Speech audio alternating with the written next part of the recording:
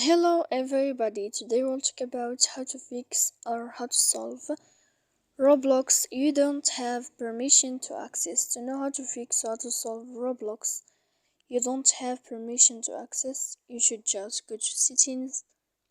Here we click apps, default apps, app settings. Here in this list you will enter to this window of Roblox and you will click.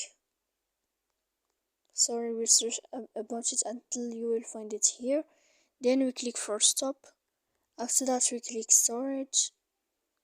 Here we click clear cache, and in the end you can turn off your phone and you can wait a minute and then you can turn on your phone again. So please don't forget to support us by like and subscribe.